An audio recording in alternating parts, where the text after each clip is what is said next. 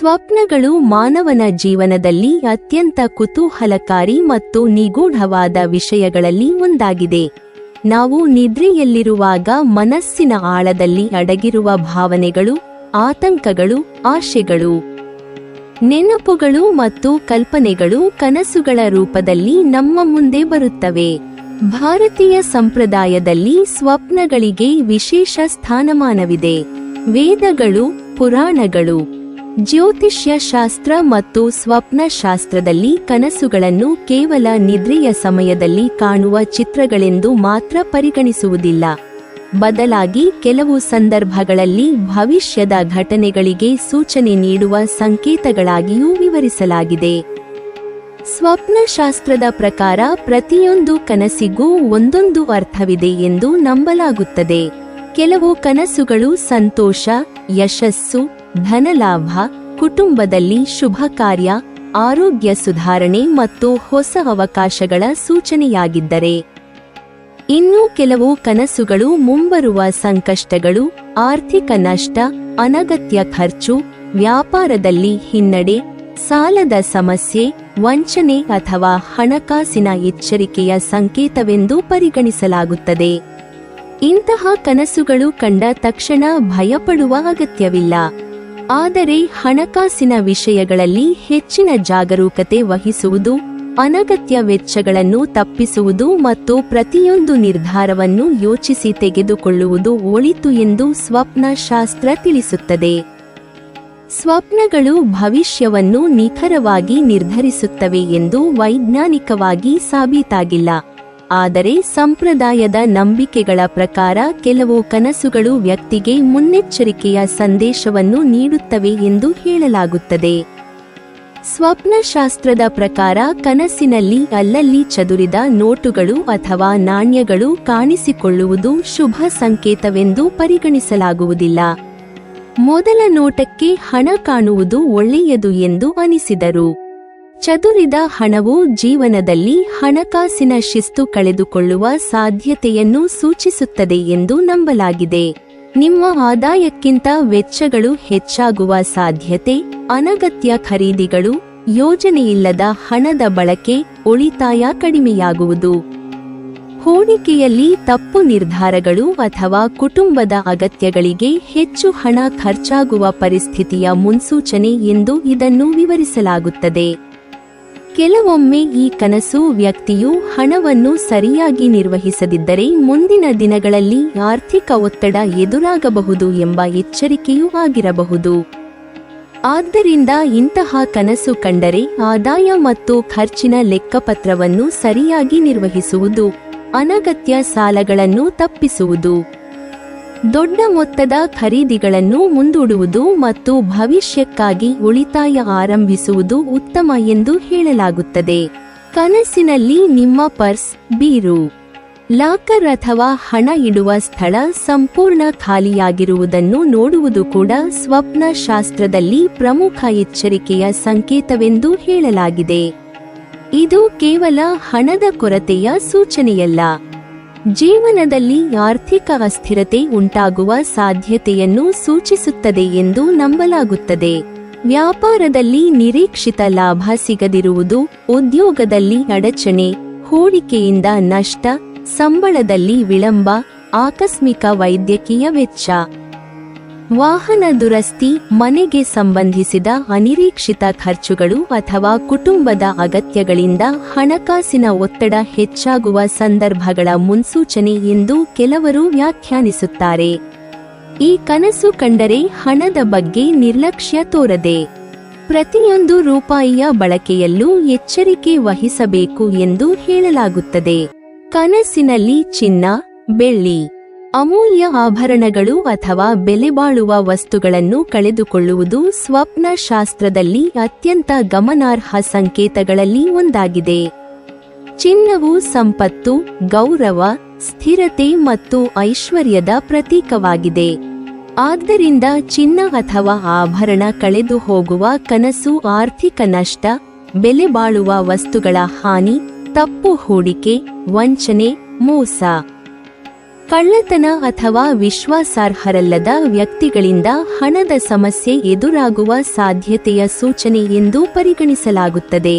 ಕೆಲವೊಮ್ಮೆ ಇದು ಹಣಕಾಸಿನ ವಿಷಯಗಳಲ್ಲಿ ಅತಿಯಾದ ನಂಬಿಕೆ ಇಡಬಾರದು ಎಂಬ ಸಂದೇಶವೂ ಆಗಿರಬಹುದು. ಯಾವುದೇ ದಾಖಲೆಗಳಿಗೆ ಸಹಿ ಮಾಡುವ ಮೊದಲು ಪರಿಶೀಲಿಸುವುದು, ಹೂಡಿಕೆ ಮಾಡುವ ಮೊದಲು ಸಂಪೂರ್ಣ ಮಾಹಿತಿ ಸಂಗ್ರಹಿಸುವುದು, ಅಪರಿಚಿತರ ಆಮಿಷಗಳಿಗೆ ಒಳಗಾಗದಿರುವುದು ಮತ್ತು ಬೆಲೆಬಾಳುವ ವಸ್ತುಗಳನ್ನು ಸುರಕ್ಷಿತವಾಗಿ ಇಡುವುದು ಒಳಿತು ಎಂದು ಹೇಳಲಾಗುತ್ತದೆ. ಕನಸಿನಲ್ಲಿ ಮಸುಕಾದ, ಕತ್ತಲೆಯಾದ, ಮುಳ್ಳುಗಳಿಂದ ತುಂಬಿದ ಅಥವಾ ದಾರಿ ಕಾಣದ ರಸ್ತೆಯಲ್ಲಿ ನಡೆಯುತ್ತಿರುವಂತೆ ಕಂಡರೆ, ಸ್ವಪ್ನಶಾಸ್ತ್ರದ ಪ್ರಕಾರ ಇದು ಜೀವನದಲ್ಲಿ ಗೊಂದಲ ಮತ್ತು ಹಣಕಾಸಿನ ನಿರ್ಧಾರಗಳಲ್ಲಿ ಎಚ್ಚರಿಕೆಯ ಅಗತ್ಯವಿದೆ ಎಂಬ ಸೂಚನೆಯಾಗಿರಬಹುದು. ಇಂತಹ ಕನಸುಗಳು ಆತುರದ ನಿರ್ಧಾರಗಳು ನಷ್ಟಕ್ಕೆ ಕಾರಣವಾಗಬಹುದು ಎಂದು ಸೂಚಿಸುತ್ತವೆ ಎಂದು ಹೇಳಲಾಗುತ್ತದೆ.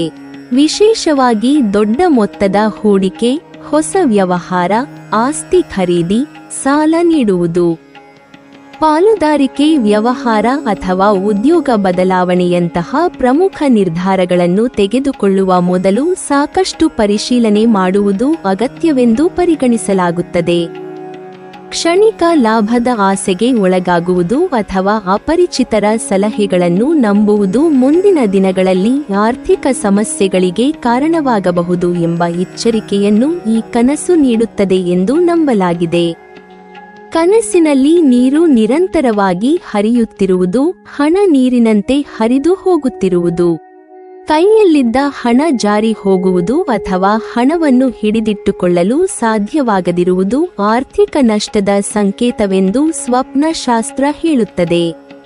ಹಣ ಎಷ್ಟು ಬಂದರೂ ಕೈಯಲ್ಲಿ ಉಳಿಯದೆ ಹೋಗುವುದು, ಅನಿರೀಕ್ಷಿತ ವೆಚ್ಚಗಳು ಹೆಚ್ಚಾಗುವುದು, ವೈದ್ಯಕೀಯ ಖರ್ಚು, ವಾಹನ ದುರಸ್ತಿ, ಮನೆ ರಿಪೇರಿ, ಕುಟುಂಬದ ತುರ್ತು ಅಗತ್ಯಗಳು ಅಥವಾ ಸಾಲದ ಹೊರೆ ಹೆಚ್ಚಾಗುವ ಸಾಧ್ಯತೆಯನ್ನು ಇದು ಸೂಚಿಸುತ್ತದೆ ಎಂದು ನಂಬಲಾಗುತ್ತದೆ. ಆದ್ದರಿಂದ ಇಂತಹ ಕನಸು ಕಂಡವರು ತಮ್ಮ ಹಣಕಾಸಿನ ಯೋಜನೆಯನ್ನು ಮರುಪರಿಶೀಲಿಸಿ, ತುರ್ತು ನಿಧಿಯನ್ನು ಸಿದ್ಧಪಡಿಸಿ ಉಳಿತಾಯಕ್ಕೆ ಹೆಚ್ಚಿನ ಆದ್ಯತೆ ನೀಡುವುದು ಉತ್ತಮ ಎಂದು ಹೇಳಲಾಗುತ್ತದೆ. ಕೆಲವು ಸ್ವಪ್ನ ಗ್ರಂಥಗಳಲ್ಲಿ ಕನಸಿನಲ್ಲಿ ಹರಿದ ನೋಟುಗಳು, ಸುಟ್ಟ ಹಣ, ಮಣ್ಣಿನಲ್ಲಿ ಹೂತು ಹೋಗಿರುವ ನಾಣ್ಯಗಳು, ಒಡೆದ ಲಾಕರ್, ಮುರಿದ ಆಭರಣಗಳು, ಕಳ್ಳತನವಾಗುತ್ತಿರುವ ದೃಶ್ಯಗಳು, ಕೈಯಲ್ಲಿದ್ದ ಹಣ ಗಾಳಿಗೆ ಹಾರಿ ಹೋಗುವುದು ಅಥವಾ ಯಾರೋ ಹಣ ಕಸಿದುಕೊಳ್ಳುತ್ತಿರುವಂತೆ ಕಾಣುವುದು ಕೂಡ ಆರ್ಥಿಕ ಅಸ್ಥಿರತೆಯ ಸಂಕೇತಗಳೆಂದು ಉಲ್ಲೇಖಿಸಲಾಗಿದೆ. ಇವು ವ್ಯಕ್ತಿಯು ಹಣಕಾಸಿನ ನಿರ್ಧಾರಗಳಲ್ಲಿ ಹೆಚ್ಚು ಜವಾಬ್ದಾರಿಯಿಂದ ನಡೆದುಕೊಳ್ಳಬೇಕು ಎಂಬ ಸಂದೇಶವನ್ನು ನೀಡುತ್ತವೆ ಎಂದು ನಂಬಲಾಗಿದೆ.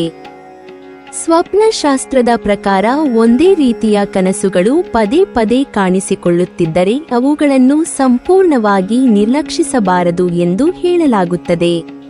ವಿಶೇಷವಾಗಿ ಹಣ, ಆಭರಣ, ಬ್ಯಾಂಕ್, ಲಾಕರ್, ನಾಣ್ಯ, ನೀರು, ಕತ್ತಲೆ ದಾರಿ, ಖಾಲಿ ಪರ್ಸ್ ಅಥವಾ ಕಳ್ಳತನಕ್ಕೆ ಸಂಬಂಧಿಸಿದ ಕನಸುಗಳು ಪುನರಾವರ್ತನೆಯಾದರೆ ಅದು ವ್ಯಕ್ತಿಯ ಮನಸ್ಸಿನ ಆತಂಕವನ್ನು ಪ್ರತಿಬಿಂಬಿಸಬಹುದು. ಜೊತೆಗೆ ಸಂಪ್ರದಾಯದ ನಂಬಿಕೆಗಳ ಪ್ರಕಾರ ಮುನ್ನೆಚ್ಚರಿಕೆಯ ಸಂಕೇತವಾಗಿಯೂ ಪರಿಗಣಿಸಲಾಗುತ್ತದೆ. ಆದ್ದರಿಂದ ಹಣಕಾಸಿನ ಯೋಜನೆ ರೂಪಿಸುವುದು, ಉಳಿತಾಯ ಹೆಚ್ಚಿಸುವುದು, ಅನಗತ್ಯ ಖರ್ಚು ಕಡಿಮೆ ಮಾಡುವುದು, ಅಪಾಯದ ಹೂಡಿಕೆಗಳಿಂದ ದೂರವಿರುವುದು, ದಾಖಲೆಗಳನ್ನು ಸುರಕ್ಷಿತವಾಗಿ ಇಡುವುದು ಮತ್ತು ವಿಶ್ವಾಸಾರ್ಹ ಮೂಲಗಳಿಂದ ಮಾತ್ರ ಹಣಕಾಸಿನ ಸಲಹೆ ಪಡೆಯುವುದು ಉತ್ತಮ ಎಂದು ಹೇಳಲಾಗುತ್ತದೆ. ಆದಾಗ್ಯೂ ಒಂದು ವಿಷಯವನ್ನು ಸ್ಪಷ್ಟವಾಗಿ ನೆನಪಿಡಬೇಕು. ಸ್ವಪ್ನಶಾಸ್ತ್ರದಲ್ಲಿ ನೀಡಿರುವ ಈ ಎಲ್ಲ ಅರ್ಥಗಳು ಸಂಪ್ರದಾಯ ಮತ್ತು ಜ್ಯೋತಿಷ್ಯ ನಂಬಿಕೆಗಳನ್ನು ಆಧರಿಸಿವೆ. ಇವುಗಳಿಗೆ ವೈಜ್ಞಾನಿಕ ದೃಢೀಕರಣವಿಲ್ಲ. ಪ್ರತಿಯೊಂದು ಕನಸು ನಿಜವಾಗಿಯೂ ಭವಿಷ್ಯವನ್ನು ಸೂಚಿಸುತ್ತದೆ ಎಂದು ಹೇಳಲು ಸಾಧ್ಯವಿಲ್ಲ. ಅನೇಕ ಬಾರಿ ನಮ್ಮ ದೈನಂದಿನ ಜೀವನದ ಚಿಂತೆಗಳು, ಆರ್ಥಿಕ ಒತ್ತಡ, ಕೆಲಸದ ಒತ್ತಡ, ಮಾನಸಿಕ ಸ್ಥಿತಿ, ಭಯ, ಆತಂಕ ಮತ್ತು ನೆನಪುಗಳು ಕನಸುಗಳ ರೂಪದಲ್ಲಿ ಕಾಣಿಸಿಕೊಳ್ಳಬಹುದು. ಆದ್ದರಿಂದ ಕನಸುಗಳನ್ನು ಭಯದ ದೃಷ್ಟಿಯಿಂದ ನೋಡುವ ಬದಲು ಅವುಗಳನ್ನು ಎಚ್ಚರಿಕೆಯ ಸಂದೇಶವೆಂದು ಪರಿಗಣಿಸಿ ಹಣಕಾಸಿನ ವಿಷಯಗಳಲ್ಲಿ ವಿವೇಕದಿಂದ ನಡೆದುಕೊಳ್ಳುವುದು, ಯೋಜಿತ ಜೀವನ ನಡೆಸುವುದು ಮತ್ತು ಉಳಿತಾಯದ ಅಭ್ಯಾಸ ಬೆಳೆಸಿಕೊಳ್ಳುವುದು ಯಾವಾಗಲೂ ಉತ್ತಮ ಮಾರ್ಗವಾಗಿದೆ. ನೀವಿನ್ನೂ ನಮ್ಮ ಚಾನೆಲ್ ಅನ್ನು ಸಬ್ಸ್ಕ್ರೈಬ್ ಮಾಡಿಲ್ವಾ? ಹಾಗಾದರೆ ಈ ಕೂಡಲೇ ನಮ್ಮ ಇಂದ್ರಜಾಲ ಚಾನೆಲ್ ಅನ್ನು ಸಬ್ಸ್ಕ್ರೈಬ್ ಮಾಡಿ ಮತ್ತು ಪಕ್ಕದಲ್ಲಿರುವ ಬೆಲ್ ಐಕಾನ್ ಅನ್ನು ಕ್ಲಿಕ್ ಮಾಡಿದರೆ ನಮ್ಮ ಹೊಸ ವಿಡಿಯೋಗಳನ್ನು ನೀವು ನೋಡಬಹುದು.